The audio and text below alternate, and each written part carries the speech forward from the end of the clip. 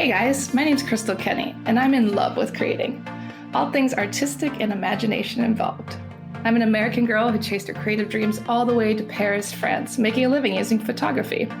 This podcast takes you inside the stories of all the artsy folks I've met along the way and gives you that extra push to discover your creative gifts. The desire to create is deeply inside each and every one of us, and I give you the tools and inspiration to find a new way of living a more creative life. This is La Vie Creative, the podcast.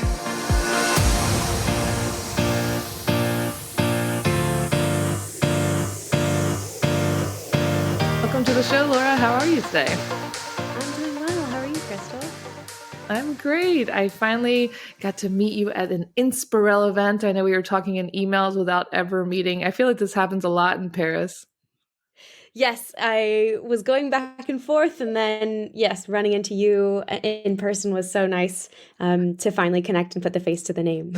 Yeah, thanks so much for coming out and supporting our work. It was so fun. But I want to talk more about your story now. You are originally from not France. I want you to talk a little bit about where you're from and what brought you to France. Sure. Well, it all kind of started out in middle school when I thought me taking French instead of Spanish was such an original choice. Everybody in California where I grew up was sort of telling me how Spanish was so practical. Obviously, there's so many Spanish-speaking people in California, but I think for some reason, I just wanted my horizon to be a little beyond California, even, in seventh grade. So my French teacher in middle school was actually an English woman. So it was funny to learn French with an English accent on top of it. And at that point, I really had no confidence to even speak out loud. So it was sort of just going through all the grammar basics and everything. But for whatever reason, it really, really piqued my interest. And we had this opportunity to host French high schoolers for 2 weeks at a time. For whatever reason, there was a little town that had established, a little town in the south of France that had established a partnership with my town. And so hosting students over the years, all of this just kept building my enthusiasm to actually visit France. But I didn't go to France until the summer after my freshman year of college. Wow. And that was in 2012. So I came with my family, my sister, and my parents, and we did a huge road trip in Nice and Monaco and Aix-en-Provence and Nîmes and Arles, but we also spent a week in Paris. And it was so interesting. It kind of wasn't the France that I had built up in my mind for so long. I really had kind of an overwhelming moment at first when I touched down in Paris and took the metro for the first time and walked around the city. I think it was just so overwhelming and overstimulating for me, having grown up really in suburban California. Yeah. But for whatever reason, something that we kind of shifted at some point in the trip. And almost since then, I have been trying to get to France. And then now for the last, 6-7 years, I've just been trying to stay in France. Yeah, that's usually how Paris. It is. Yeah, it's a struggle to stay, guys. Yeah. Just come on vacation here. So much easier. Exactly. So I guess from there, I studied abroad in Dijon. I got my diploma back in the US and then came back and taught English for a year in the center of France. And then I just kept wanting more and more and ultimately worked in real estate for a bit in Paris. And then have kind of more shifted to an art-focused career of late. But ever since I've kind of started to have internships and jobs, they've almost always had some French lens. And for whatever reason, I think the, communication in both French and English, but also just French culture has really, really piqued my interest. Yeah. And what you're doing now is super interesting. But I want to go back to your studies, because in your bio, you talk about you studied the intersections of art, finance, and sustainability of cultural institutions. So talk a little bit about that, because I think when people think about a creative life, they think, a painter or a writer, but you're kind of more focused on helping these artists create their best work and manage their businesses. So talk a little bit about what that entails. Of course. I've never considered myself an artist. I would consider myself ideally a creative person that likes to be, in proximity to other creative people. I think it brings out the best in me. Um, I've had these jobs in the past that have been really heavily administrative jobs, or kind of more recently finance. I worked in an investment bank kind of throughout the period of COVID, a little before and after Hmm. that. And so, I got really good at being meticulous and detail oriented in, putting in place processes and working in really corporate environments. And so those, I think, were great skills to develop coming out of college when, I studied French and international affairs and environmental policy and decision making. So that classic liberal arts education that touches a lot of things and not all that deeply at times, but it was sort of like building transferable skills from university and then into these jobs. But I was finding a little bit of purpose missing from what I was doing, and always on the side, outside of work, going to exhibitions and seeking out creative people, and then doing a casual watercolor or two on my side. And actually, I did have a blog for a while. That was probably my most like me specific creative outlet, because I really really love writing. Yeah. Um, but yeah, I was finding this link kind of between arts and arts entrepreneurship, business, and kind of the durability of the art institutions that I always enjoy so much came Yeah. a little bit later. When I was working at the investment bank, my boss was on the board of the symphony in San Francisco, where I was living at that time, and she was really managing their endowment for the sustainability of this symphony for all the years to come. And I thought, how fascinating is it that she's blending her passion as a violinist herself, but obviously her like really complex financial know-how and expertise for the service of this institution that I grew up going to performances that my parents and my grandmother took me to. And so really concretely, she is ensuring that this is not just the programming for the 2023 and 2024 seasons are set up, but that this institution can last for a really long time, that it can pay the performers and pay people to do all the administration and operational logistics around it. And so then I thought, okay, I need one to get back to France, because after COVID and all the reflections that I'm sure came up for every one of us, I was so itching to move back to Europe. And then I thought, why don't I take these sort of more business granular skills and put them to the service of art, which for me is a space that is full of so much life and creative energy. And every time I'm speaking with a new artist or someone who works in the art space, whether they're a gallerist or maybe they're a curator, everyone is such a fabulous advocate for the artists that they work alongside. And so Hmm. for me, that I think was the key that was missing in, the real estate and the tech industries and finance industries that I had kind of gotten to experience, and that really, really molded me as a young professional. But art really, yeah, it speaks to me on a different level. And I think the interdisciplinary nature of it is a space where I'm able to do those business administrative skills, but for something that's really meaningful to me, that I find Yeah, pretty alive. definitely.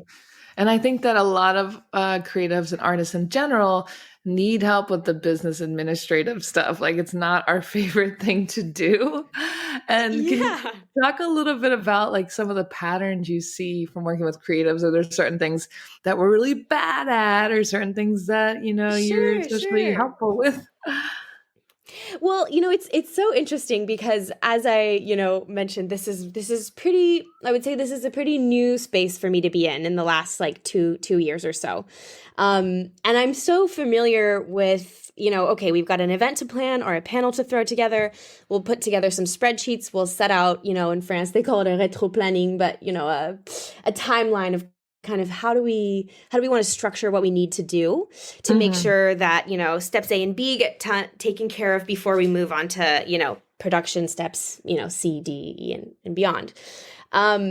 And so I like to put systems and infrastructures around the way I work and the process that I, do to get things done. And I was working with the gallerists for my diploma, or I guess my end of the year graduation project. And we had 6 artists. And so I said, okay, we have this timeline, we have these artists, we have it in this space, and this is what we're going to do to make all of this happen for September. And it was really helpful for the gallerists. Actually, Jane and Marilyn from Espace Canopy, where we were doing the project, to remind me that you can't put creativity into a spreadsheet. And you can't schedule, moments of inspiration and moments of reflection and kind of the evolution that a process, that a curatorial, exhibition needs to go through before it's something that becomes, the art hanging on the walls and an exhibition open to the public. Yeah. And so that's really, been really, really wise for me to, work with mentors like Jane and Marilyn of Espace Canopy and other gallerists that I've, had the pleasure of working with. I also did a little stage or an internship at Perrotin last year after my exhibition for my graduation project. And that too was, seeing things organized on such a different scale, but yet we're, as art professionals, really just providing almost the scaffolding for the creatives that, we're working to support. And while being, in their orbit allows us to attack problems creatively and come up with, like relevant solutions when there's snags or bumps along the road. Yeah. It's still more about building like an agile workflow. And that sounds so Silicon Valley to say it that way. But around creative people and artists, so that they are really allowed to move on a timeline that creates, authentic and original art that shares, their perspective on the world and their, questioning of the time we situate ourselves in. Yeah. And so me stepping back and learning to, I think of myself as a flexible person, but I think there are also moments where I'm like, well, if we just add some order to it, then, we'll just plug along. But really it's a lot more organic than that. So blending these two kind of mindsets and philosophies is something I'm still working on. But also I'm really fascinated by, because it's sort of a flexibility that wasn't really a part of working in the corporate sector. And that is so much a part of like what means success, to yeah, our definitely. Space. And I imagine it's really difficult because, as you said, you can't put a timeline like, okay, create at this hour, at this time, and it has to be ready at this moment. Like, how do you work around that with the artist? Like, you kind of give them a general timeline and then expect them to produce in that timeline? It's interesting that you asked that. The artists that I've had the pleasure of working with so far, be it at Espace Canopy, be it at Perrotin, be it with this latest project that we did with the American University of Paris and a larger consortium of academics called DRAD. In these environments, the work has actually either been commissioned beforehand on a time frame that like I wasn't managing so much, or we were signing loan agreements for the works to consign the artist to us for a period of time. I would say at Perrotin, there was sort of schedules set in place to, when an artist would be done with a certain amount of works, and then, designing an exhibition around that for the following year, or if there was an exhibition project for another country that a museum was, interested in hosting, sometimes we'd be working within the existing body of work of an artist. Mm-hmm. And so I have yet to sort of start, I would say, from total, square one and watch art be created in front of me. I've been mostly, managing exhibitions around pre-existing works that are, from the year before or commissions, but that weren't really created on a timeline I had to manage. So I have yet to experience that, and I'm excited to see, how my own brain responds to those situations, because it's really, really good to build in that that flexibility, because otherwise, rushing the creative process doesn't mean anybody's excited about Yeah, going as well. Turns into work. And you keep talking about Espace Canopy. Talk a little bit about this organization. I've done some work with them too. They're a wonderful organization. Can you talk about what they stand for, what they do in Paris? Of course, of course. So I was fortunate enough to, through a mere Google search, stumble upon Espace Canopy when we were looking for a venue for our graduation exhibition. And that was about July 2022. Yeah, just about a year ago almost. And the exhibition they had on at that moment was called The Identity Project. And the photographer that was showcasing his works for the show is named Chris Jepson. He's based in the UK. And the exhibition was all of these different portraits of different people from the LGBTQ community. And immediately I came, I called Jane that day. I said, hi, I'm a student, but, trying to launch an art career in Paris. We're a group of 5, professionals/students. And this is our, pitch. And so she said, already I see some really strong parallels with the programming that we have at the gallery at Espace Canopy, but come to the finissage of our current exhibition, the Identity Project. And so my team and I came and we saw the space. Espace Canopy is located just a kind of jump up from La Chapelle in the 18th.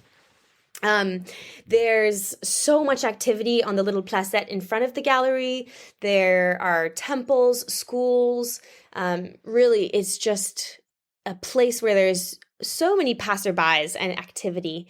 And yet not at all the, traditional art gallery neighborhood that you might have in the Marais or maybe in, parts of the 6th arrondissement. And so we were in a space that was different than, spaces our school had brought us to, different than galleries we'd experienced in our courses. And yet there was so many people spilling out of this gallery, and these portraits were so, I guess, poignant and impactful. And I could really see how this gallery space was a community anchor, if you will, between all these different, intersections and streets, and being, close to the 9th and close to the 10th and just into the 18th and not so far from, Montmartre and everything.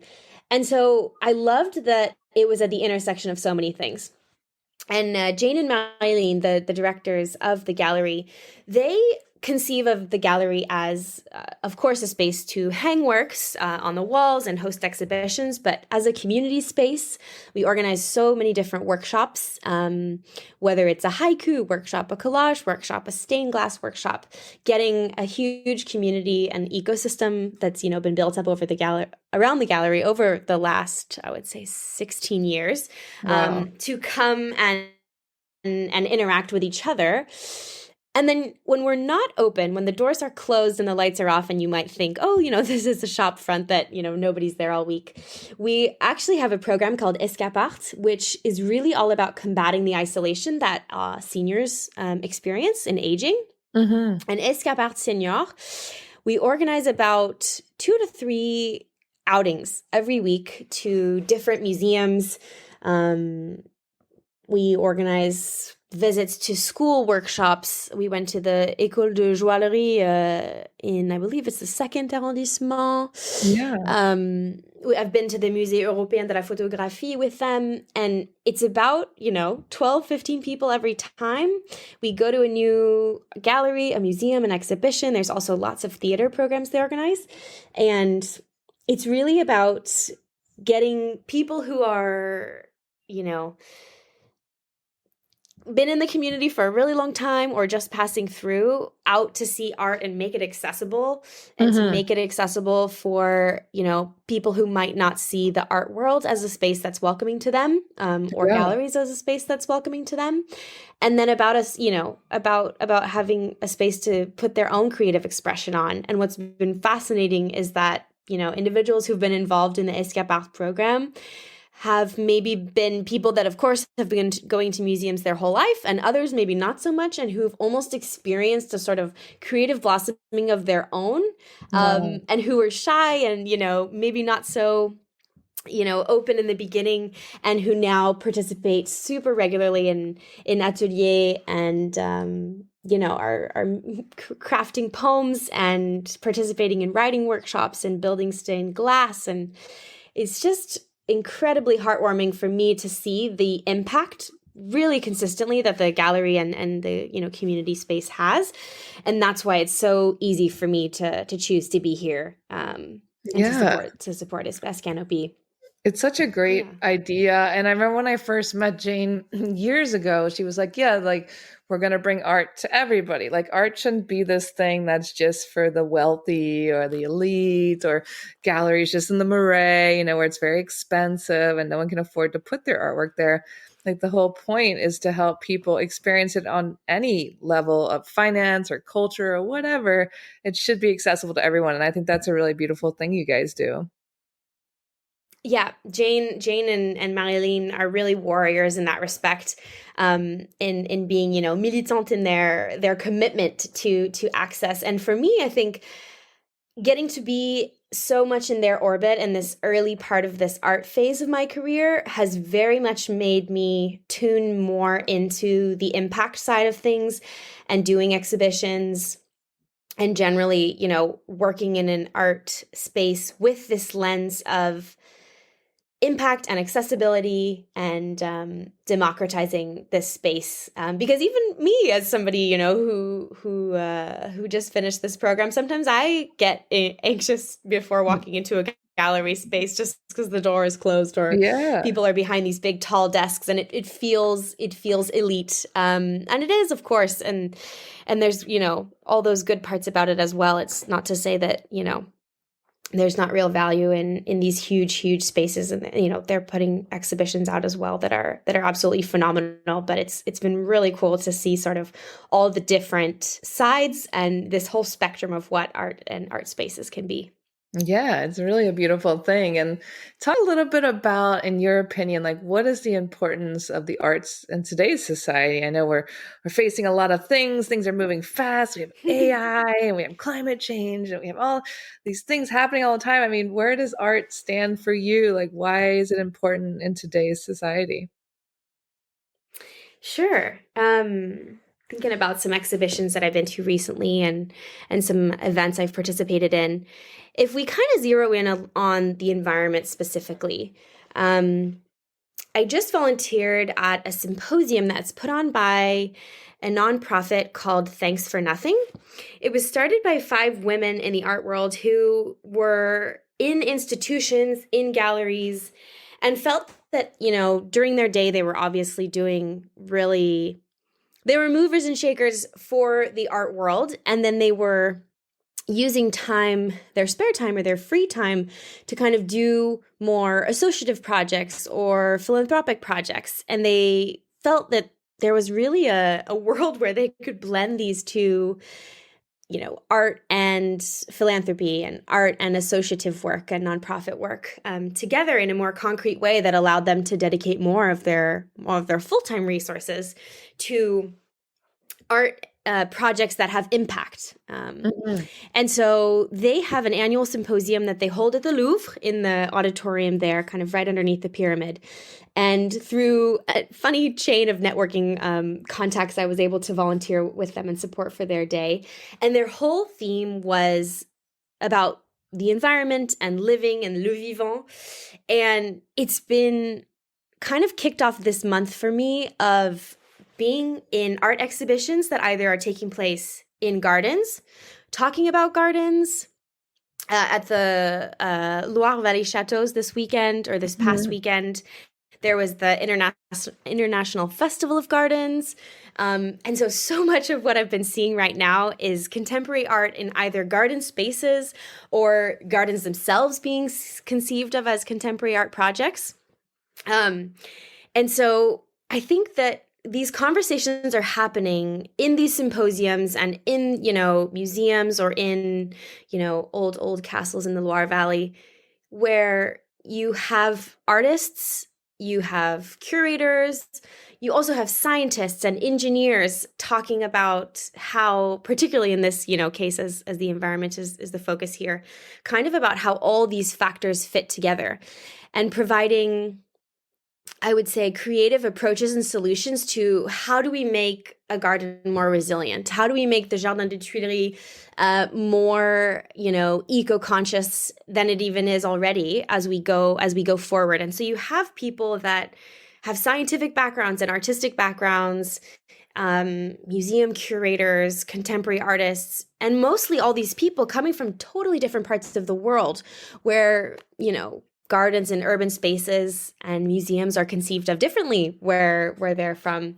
And so putting all of this together, I find it to be just a really, really rich conversation where, maybe an artist has a perspective and their art piece is bringing a new approach to sustainable management of a space, because they've existed in that space for a while. And then, putting them in conversation with an engineer and putting them in conversation with a conservator. I find that these dialogues usually come, forth or bear fruit, I guess, of new ways of tackling situations. And so for me, it's this interdisciplinarity that, when you have a lot of different people in the room, and particularly kind of looking at things through this art lens, I don't know, I find it helps me situate where I am in my own, life timeline. Artists kind of giving us this view on how we situate ourselves in our era and kind of like what has come before and what's been done before and what can be done going forward. And so it just goes so much beyond just one pure discipline where I think people have tunnel vision about how to solve, the problem in front of them. And when you open it up a little bit, yeah, I don't know if that makes sense, but I think that's sort of that how makes complete sense. I see problems being solved and, it's just fascinating to see how different sites around France and around the world are being managed. And I think for me, I've always had a deep passion for gardening and almost wanted to be a master gardener or thought maybe I'll, go down the botany route. And instead I went down the art route, but it doesn't seem like I have to, exclude that one path. Yeah, I think that's what it's all about, is exploring everything. We can have more than one passion. I think a lot of times society tells us, oh, you're too flaky, you're flighty because you like all these things. And it's like, no, they all, as you're describing, they all connect. And it's like connecting the dots. And also the fact that these artists are coming together with these scientists or these gardeners. I mean, it's a joint venture to find solutions, which is like the ultimate creativity. It's just all coming together in many different ways. Yeah. I mean, like you were saying with the AI stuff, I'm seeing, like digital works that are being created that are being, displayed in the old, chateau walls of Chaumont-sur-Loire. And so you're watching the evolution of plants on a screen in a chateau, and then outside you're, right now really highly recommend checking out. It's the International Garden Festival. I think it's on until about November. So you've got all spring and summer to go to Chaumont-sur-Loire. And they're putting, these they're just blending these contexts of the very, very old and the very, very historical with the very, very digital and cutting edge. And also grounding it and literally rooting it in a garden outside. And so I think for me that just turns my brain on and makes me get really excited about, advocating for artists and giving them these spaces to create. And if I can, put things into a timeline and, book Make people's time and book the art handler and then, get all the bills paid at the end, then that for me is giving a lot of meaning to what I do. And it makes it sustainable for myself as a professional. So yeah, it's a bridge. I mean, you're the connector. And I think, we all have special skills, and we would need someone like you who could help us like make it happen. Because I can't tell you how many creatives I've met. They're like, oh, I just don't know how to do this, or I don't know how to get started, or this is a blockade for me. And like people like you help find those solutions, which is amazing. And in your own words, how would you define creativity? Ooh.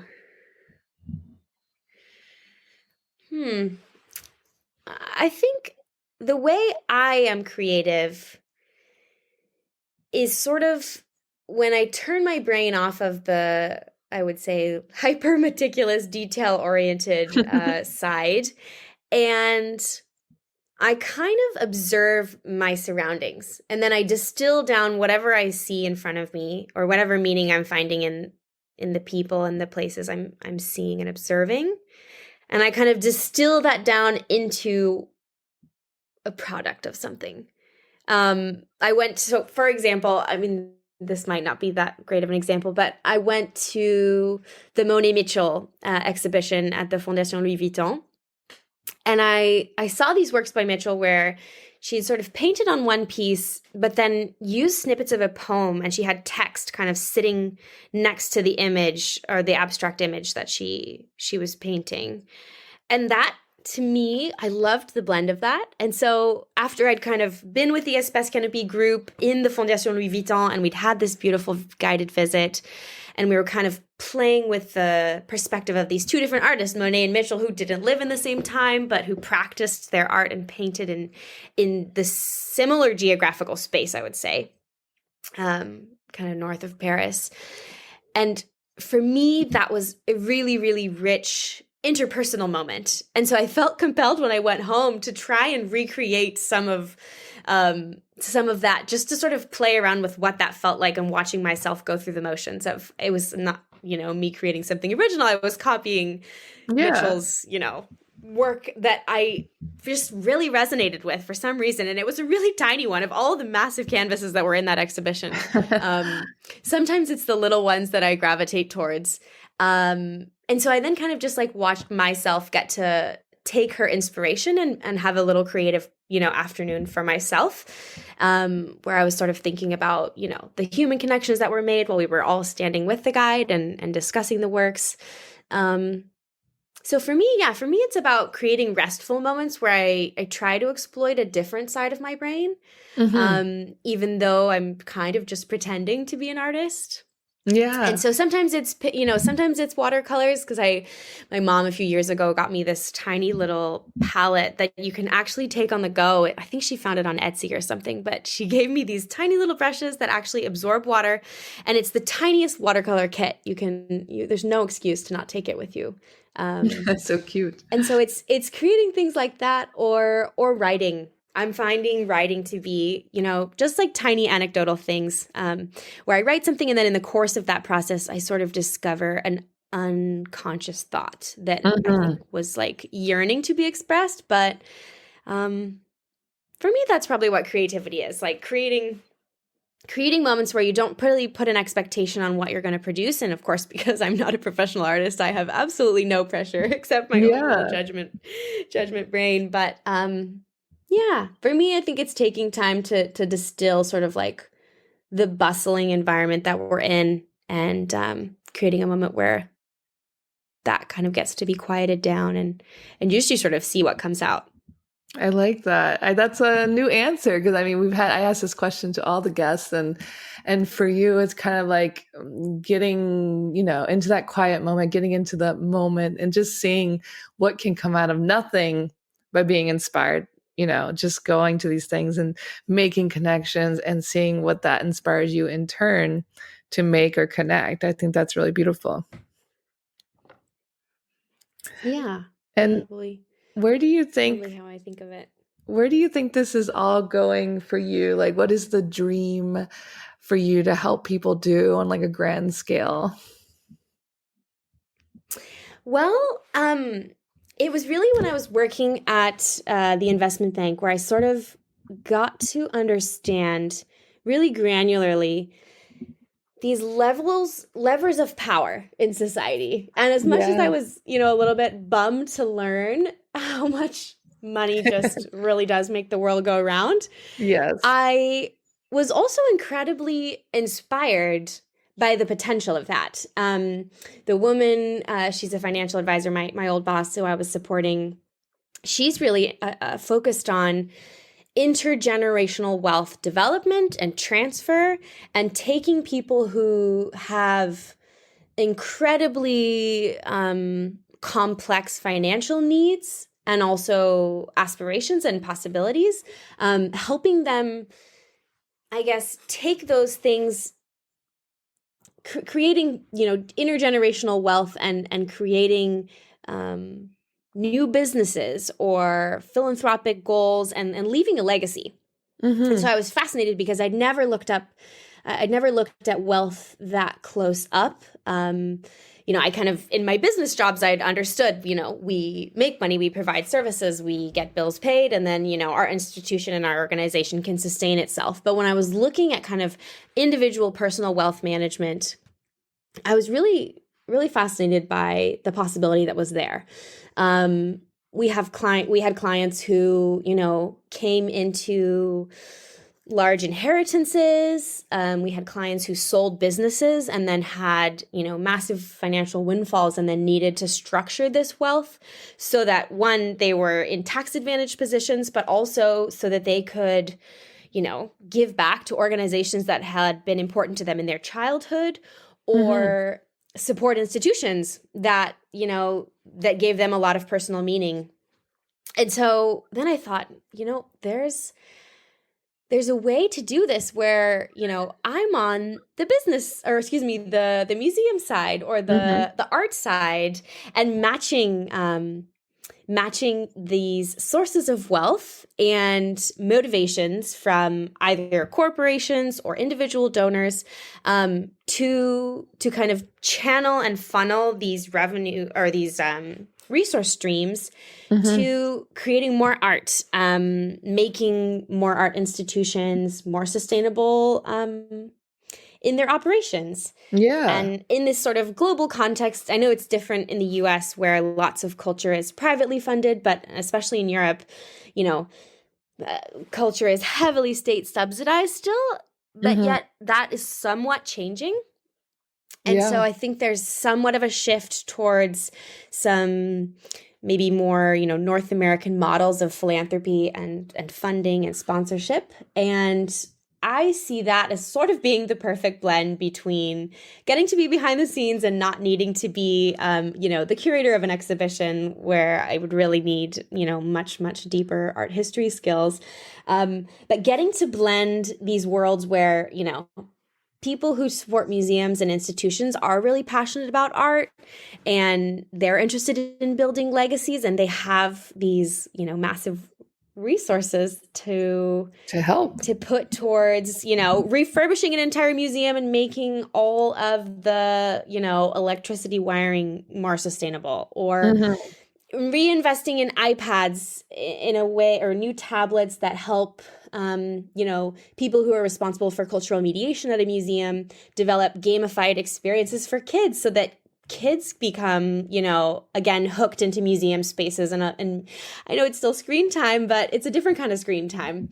And so I see this like world being really just like out there for the taking. And if somebody is trying to liaise between and coordinate between all these different bodies of people, then there's some really cool things that can be achieved. And so that was, looking into some of that stuff was part of my thesis. And I see myself being really drawn to this art, finance, public intersection in jobs going forward. And in France, it's the word is mécénat. And so, whether it's an individual or an organization, I really want to be the person who's pitching to them to say, this is why this institution or this, nonprofit is really, really worth your resources and your time. And also, not only financially, but, how could you support as a consultant with the expertise that you have in your professional arc? Yeah. To make sure that these types of institutions like have real longevity in their futures. I mean, we definitely need more of that, and we need more people doing those kinds of things. And I think this is a job a lot of us haven't even thought about. Like, we just think about the main, the artists or whoever created it, but there's so much behind the scenes and so much money and connecting and So it's really interesting to see this side of it. And thank you so much for sharing your story with us. Where can people connect with you online and learn more? Well, I would recommend that they check out espacecanopy.fr. I think I'm pretty sure that it's not .com.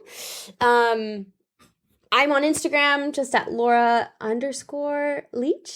And other than that, that's kind of where to find me right now. I'm kind of looking for new professional opportunities, and so hoping that, I'm able to connect some of my own dots coming up soon. But yeah, espacecanopi.fr would be really the one to check out. And we're on Instagram and Twitter and LinkedIn as well. Very cool. Well, thank you so much, Laura. And we'll share all of that in the show notes, so check them out. And I can't wait to see what you'll do next.